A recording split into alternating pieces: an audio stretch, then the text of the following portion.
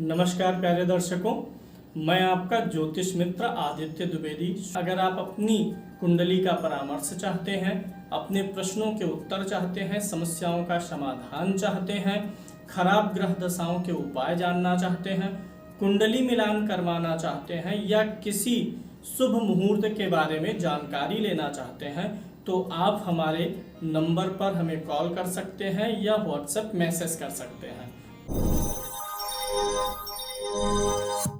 चंद्रमा की महादशा में सभी ग्रहों की अंतर्दशाओं का अवलोकन करेंगे।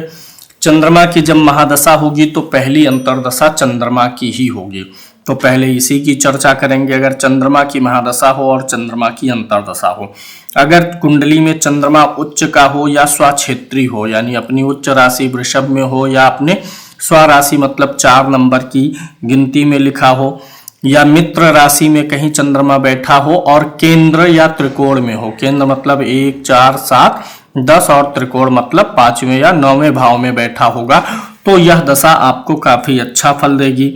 इस दशा में आपको धन धान्य की प्राप्ति होगा, यश का लाभ होगा, राज सम्मान की प्राप्ति होगी। ये चूंकि चंद्रमा जो है माता और कन्या का कारक है, तो माता और कन्या से आपको काफी लाभ होगा। विवाह आदि जैसे शुभ घटनाएं भी इस दशा में होंगी।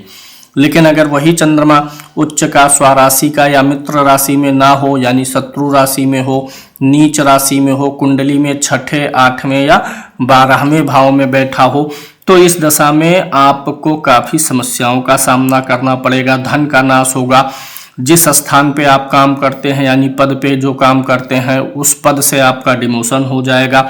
आलस्य बढ़ेगा। मन में हमेशा संताप की भावना रहेगी, यानी मन असंतुष्ट रहेगा।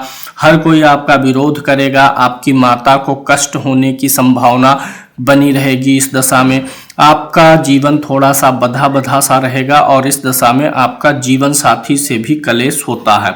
अगर चंद्रमा कुंडली में द्वितीय या 7वें भाव का स्वामी होगा, तो चंद्रमा की महादशा में चंद्रमा की अंतर्दशा होने पर आपको हर तरफ से मानसिक कष्ट का सामना करना पड़ेगा।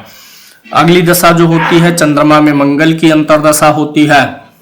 अगर चंद्रमा और मंगल परस्पर एक दूसरे से केंद्र में बैठे होंगे, परस्पर एक दूसरे से त्रिकोण में बैठे होंगे, तो दशा अच्छा फल देगी।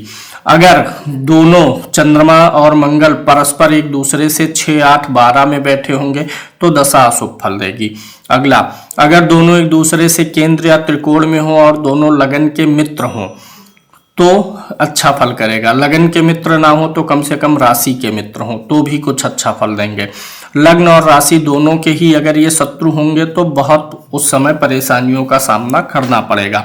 तो चंद्रमा में मंगल की अंतर्दशा हो और दोनों परस्पर या लगन से केंद्र या त्रिकोण में बैठे होंगे, तो इस दशा में आपके सौभाग्य की वृद्धि होगी। आपका भाग्य बढ़ जाएगा और आपके अधिकारियों से सम्मान आपको प्राप्त होगा, यानी राज सम्मान की प्राप्ति होगी। घर और जमीन की वृद्धि होगी। आप विजयी होंगे। आपका नाम और यश फैलेगा। अगर चंद्रमा मंगल दोनों उच्च और स्वक्षेत्री होंगे, अपने ही घर में होंगे, तो आपके हर प्रकार के कार्यों की सिद्धि होगी और सुख साधनों की वृद्धि होने वाली है चंद्रमा में मंगल की अंतर्दशा में। और अगर ये जो है चंद्रमा में मंगल दोनों परस्पर एक दूसरे से 6, 8, 12 में बैठे हों, या लगन से 6, 8, 12 में ही दोनों बैठे हों, दोनों नीच राशि या शत्रु राशि में बैठे होंगे, तो उस समय में आपको अपने पद का त्याग करना पड़ेगा। धन की हानि होगी, आलस्य बढ़ेगा उस समय में, और उस समय में आपके घर और जमीन जायदाद आदि से जुड़ी हुई चीजों का नुकसान हो सकता है। भाइयों से विरोध हो सकता है और तमाम प्रकार के कष्ट की प्राप्ति आपको हो सकती है। अगली दशा जो होती है चंद्रमा में राहु की होती है। मंगल के बाद राहु आता है, तो चंद्रमा में जब राहु आएगा, अगर चंद्रमा को आप जानते हैं कि राहु के साथ होकर के ग्रहण लगाता, अगर कुंडली में चंद्रमा और राहु की युति होगी, दोनों एक साथ होंगे, तो इस दशा में आपकी मानसिक स्थिति अच्छी नहीं रहेगी। आपका मन खराब हो जाएगा, डिसीजन नहीं ले पाएंगे, अनिर्णय की स्थिति रहेगी। और अगर चंद्रमा और राहु परस्पर एक दूसरे से केंद्र स्थान में होंगे या त्रिकोण स्थान में होंगे, तो भी समस्याएं आ जाती हैं इस दशा में। दोनों अगर एक दूसरे से केंद्र या त्रिकोण का संबंध बनाएंगे, तो भी आपको शत्रु पीड़ा की प्राप्ति होगी। चंद्रमा से अगर राहु 6ठे तीसरे और 11वें भाव में होता है तो लाभ मिलता है। चंद्रमा की महादशा हो और राहु चंद्रमा से 3, 6, 11 में हो तो अच्छा फल मिलता है। अन्यथा आपको चोरी का भय आपके जीवन में रहेगा, भाइयों से विरोध रहेगा, मित्रों से आपको विरोध का सामना करना पड़ेगा, अपमान आपको सहना पड़ेगा, साथ ही साथ किसी न किसी बात को लेकर के मन हमेशा दुखी होता रहेगा। लेकिन अगर चंद्रमा और राहु दोनों पर शुभ ग्रह की दृष्टि होगी तो जब चंद्रमा में राहु की अंतर्दशा आएगी तो अच्छे फल भी घटित होंगे, काम की सिद्धि होगी और आपको लाभ की प्राप्ति होगी, पद की वृद्धि होगी।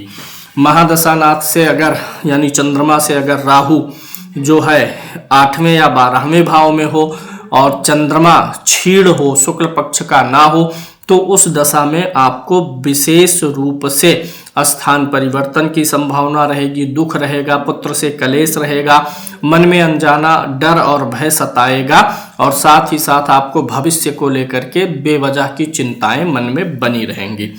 अगली दशा होती है चंद्रमा में गुरु की। जब चंद्रमा में गुरु आए, दोनों ही मान लीजिए एक दूसरे से केंद्र स्थान में है या त्रिकोण स्थान में है। चंद्रमा जहां बैठा है उससे केंद्र में गुरु है, गुरु जहां है उससे केंद्र में चंद्रमा या त्रिकोण में है, तो यह त्रिकोणीय संबंध गुरु और चंद्रमा का बहुत अच्छा फल आपको देगा। अगर उसमें भी अगर चंद्रमा और गुरु उच्च राशि में हो, स्व राशि में हो या मित्र राशि में हो तो पूछना ही क्या है।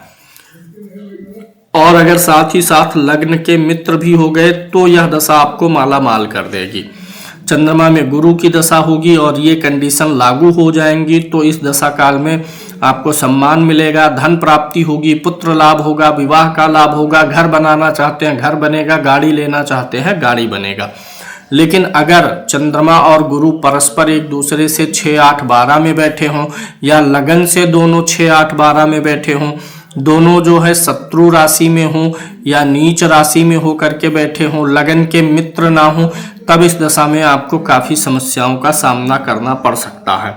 तब इस दशा में क्या होगा कि आपको अच्छे व्यक्ति का साथ नहीं मिलेगा, कुसंगति में आप पड़ जाएंगे, बुरे लोग आपसे मिलेंगे, स्थान परिवर्तन होगा, दुख होगा, परिवार में कलह आदि होने की संभावनाएं और अधिक बढ़ जाती हैं। इसमें भी चंद्रमा अगर शुक्ल पक्ष का है तो फल अच्छे रहेंगे और चंद्रमा अगर क्षीण है यानी कृष्ण पक्ष का है तो फल और भी बुरा रहने वाला है। अगली दशा जो होती है चंद्रमा में शनि की अंतर्दशा होती है। शनि और चंद्रमा अगर कुंडली में साथ होंगे यानी शनि चंद्रमा की युति होगी या शनि की दृष्टि चंद्रमा पर होगी तो इस दशा में आपका मन बहुत ही व्यथित रहेगा, मन से आप प्रसन्न रह ही नहीं सकते हैं, मन हमेशा किसी न किसी बात को लेकर के उदास होता रहेगा। अगर दोनों परस्पर एक दूसरे से केंद्र में होंगे तो चंद्रमा के ऊपर शनि का केंद्रीय प्रभाव आएगा। इसलिए चंद्रमा में शनि तभी अच्छा फल देता है जब चंद्रमा से शनि तीसरे, छठे या एकादश भाव में होता है तो ज्यादा अच्छा फल देता है। या फिर लगन से ही चंद्रमा और शनि 3, 6 या 11वें भाव में कहीं बैठे होंगे तो भी अच्छा फल आपको प्राप्त हो जाएगा। अन्यथा चंद्रमा शनि परस्पर केंद्र में हो तो कुछ अच्छी चीजें भी होंगी लेकिन मन को परेशान करेगा। दोनों अगर एक दूसरे से त्रिकोण में हो यानी चंद्रमा और शनि परस्पर एक दूसरे से 5वें, 9वें भाव में होंगे तो भी फल अच्छा मिलेगा, परंतु साथ ना हो, क्योंकि पहला भाव भी जो होता है त्रिकोण होता है। तो पहला त्रिकोण छोड़ करके ये दोनों परस्पर एक दूसरे से पंचम, नवम का संबंध बनाएंगे तो इस दशा में पुत्र, मित्र और धन की वृद्धि होगी, व्यवसाय में लाभ होगा, घर और परिवार का सुख भी बढ़ने वाला हो जाता है। और अगर ये दोनों एक दूसरे से त्रिकोणीय संबंध में होते हैं तो चंद्रमा में शनि की दशा में व्यक्ति धार्मिक यात्राएं करता है और तीर्थ स्थानों में जाता है, स्नान वगैरह करता है, आध्यात्मिक उन्नति बढ़ने का भी काम होता है। अगली दशा होती है चंद्रमा में बुध की। चंद्रमा और बुध अगर एक दूसरे से केंद्र में हो यानी 1, 4, 7 और 10वें भाव में या त्रिकोण में हो 5, 9 परस्पर एक दूसरे से इन भावों में होते हैं तो यह दशा काफी शुभ फल प्रदान करती है। अगर चंद्रमा और बुध दोनों बली हो यानी स्वराशि, उच्च राशि, मित्र राशि में हो, पक्ष बली हो अर्थात अस्त ना हो तो आपको आपके ऊपर के लोगों से आदर सम्मान की प्राप्ति होती है। इस दशा में कुछ ना कुछ नया सीखने को मिलेगा, विद्या की प्राप्ति हो जाएगी। इस दशा में आपके ज्ञान की प्राप्ति हो जाएगी। चंद्रमा मन है और बुध बुद्धि है, यानी आपका मन और बुद्धि दोनों एक ही दिशा में चलेंगे, और जिसके बल पे आपको धन की प्राप्ति होगी, ज्ञान की वृद्धि होगी, संतान की प्राप्ति होगी, मन में संतोष होगा और व्यवसाय आपका चल पड़ेगा इस दशा में। यदि चंद्रमा और बुध दोनों परस्पर एक दूसरे से 6, 8, 12 में हो, या लगन से ही दोनों कहीं 6, 8, 12 में किसी भाव में बैठे होंगे, तो इस दशा में आपका किसी काम में मन नहीं लगेगा। इस दशा में मन नहीं लगेगा, व्यवसाय की हानि भी हो जाएगी। इसके अलावा यदि महाचंद्रमा से बुध दूसरे या 11वें भाव में होगा, दूसरे या 11वें भाव में होगा, तो इस दशा में विवाह भी होने का योग बन जाता है।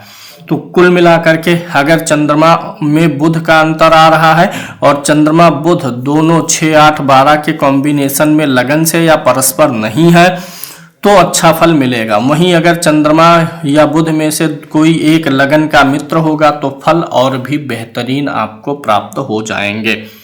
अगली दशा होती है चंद्रमा में केतु की, फिर उसके बाद चंद्रमा में शुक्र और फिर सूर्य आता है। तो चंद्रमा में केतु क्या फल देंगे? केतु क्या होता है? टर्मिनेटर होता है, अलगाव का कारक है, और चंद्रमा क्या है? हमारा मन है। तो यहाँ पर दोनों चंद्रमा में जब केतु आएगा तो यह आपके मन को सांसारिक चीजों से अलग करके आध्यात्मिक या विरक्ति की तरफ ले जाने का प्रयास करता है। अगर चंद्रमा और केतु की युति हो गई है तो उस समय में विशेष रूप से आपका मन जो है बड़ा कटा कटा सा रहेगा, किसी काम में स्थिर नहीं रहेगा। मन करेगा कि भौतिक जीवन ठीक है, का आध्यात्मिक जीवन ठीक है, ऐसे सवाल मन में आते रहेंगे। लेकिन अगर चंद्रमा से केतु तीसरे, छठे या 11वें भाव में हो, दोनों परस्पर एक दूसरे से 3, 6, 11 में बैठे हों, या दोनों लगन कुंडली से 3, 6, 11 में बैठे हों, तो काफी सुखद परिणाम भी प्राप्त हो जाते हैं। तब इस दशा में आपको लाभ मिलेगा, सुख की प्राप्ति होगी, स्त्री और पुत्र और परिवार से आप इस दशा में सुखी रहेंगे। वहीं अगर दोनों एक दूसरे के आमने सामने होंगे, एक दूसरे के साथ होंगे, या दोनों ही कुंडली के 6, 8, 12 भावों में कहीं जाकर के बैठे हों, चाहे एक दूसरे से 6, 8, 12 में हो, चाहे लगन से 6, 8, 12 में हो, तो उस समय में आपके जीवन में हर जगह से बाधा, चिंता, विशेष रूप से जो परेशानियां होंगी वो आपके मन के कारण से मानसिक परेशानियां होंगी। उस समय में माता को भी कष्ट होगा, माता की कोई सर्जरी, ऑपरेशन वगैरह की स्थिति आ सकती है। चंद्रमा में शुक्र होगा तो दोनों चूंकि शुभ ग्रह हैं, अगर दोनों साथ होंगे तो बड़ा अच्छा परिणाम मिलेगा। दोनों एक दूसरे से केंद्र में होंगे कुंडली में, बड़ा अच्छा परिणाम मिलेगा। दोनों एक दूसरे से त्रिकोण में होंगे तो बड़ा अच्छा परिणाम मिलेगा। दोनों में से दोनों ही या तो स्वराशि के हों, या उच्च राशि के हों, या मित्र राशि के के दोनों होंगे तो बड़ा अच्छा परिणाम मिल जाएगा। अगर दोनों परस्पर एक दूसरे से 6, 8, 12 में बैठे हों, या लगन से ही दोनों 6, 8, 12 में बैठे हों, या फिर दोनों ही अस्त हों, उज्जवल किरण से युक्त ना हो, तो समस्याएं आएंगी, सुख साधनों की हानि होगी। उस समय में आप भौतिक जीवन के लिए, सुख साधनों के लिए, लग्जरी के लिए परेशान रहेंगे, लेकिन चीजें आपको मिलेंगी नहीं। अगर यह स्थिति नहीं है, केंद्रीय स्थिति है, त्रिकोणीय स्थिति है, दोनों में से कोई एक लगन का मित्र हो, तो इस दशा काल में आपको अधिकार, सम्मान और आपको जो है कुछ अथॉरिटी की प्राप्ति होगी। स्त्री पुत्र आदि से आप सुखी रहेंगे। नए घर का निर्माण होगा या नई गाड़ी आएगी, कुछ ना कुछ लग्जीरियस चीजें लाइफ में बढ़ेंगी। घर में नए नए यंत्र और उपकरण आएंगे जिनसे सुख साधनों की वृद्धि होने का योग बनेगा। अगर शुक्र और चंद्रमा दोनों एक साथ होंगे तो पूछना ही क्या है, यह समय बहुत ही अच्छा फल दे जाता है। खराब कब है? जब शुक्र चंद्रमा परस्पर एक दूसरे से 6, 8, 12 में हो, या लगन से 6, 8, 12 में हो, तभी यह योग खराब फल देगा। अगर दोनों एक दूसरे से 6, 8, 12 में है, लगन से 6, 8, 12 में है, और साथ ही साथ नीच, अस्त या शत्रु राशि के हैं, तभी यह दशा बुरा फल देगी। अन्यथा हर मामले में यह दशा आपके मन को आनंदित करने वाली है और सारे दुखों को भुला करके सुख की तरफ आपके जीवन को ले जाती है। चंद्रमा में सूर्य का अंतर आ जाए तो क्या फल होगा? अगर सूर्य और चंद्रमा दोनों उच्च के होंगे या स्वराशि में होंगे या मित्र राशि में होंगे और एक दूसरे से छठे, आठवें, 12वें का संबंध ना बनाए या लगन से 6, 8, 12 में ना हो, तब यह दशा आपको अच्छा फल करेगी। लेकिन मान लीजिए कि दोनों में से कोई एक अच्छा है, स्वराशि मित्र राशि या उच्च में है, दूसरा शत्रु राशि में है, तो मिला जुला असर रहेगा। ये बात सभी दशाओं अंतरदशाओं के लिए लागू हो जाएगी। तो अगर ये दोनों परस्पर 6, 8, 12 में है या लगन से 6, 8, 12 में है, तो आपका मन किसी चीज में टिकेगा ही नहीं। मानसिक पीड़ा, मानसिक कलह, किसी से आप प्रेम से बोलेंगे वह भी आपको कड़वा बोल के जाएगा, यानी मन दुखाएगा ही दुखाएगा।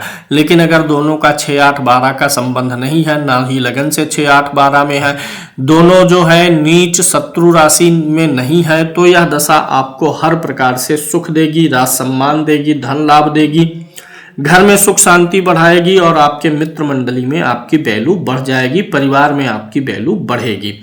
संतान, स्त्री और पिता माता से आप सुखी रहेंगे।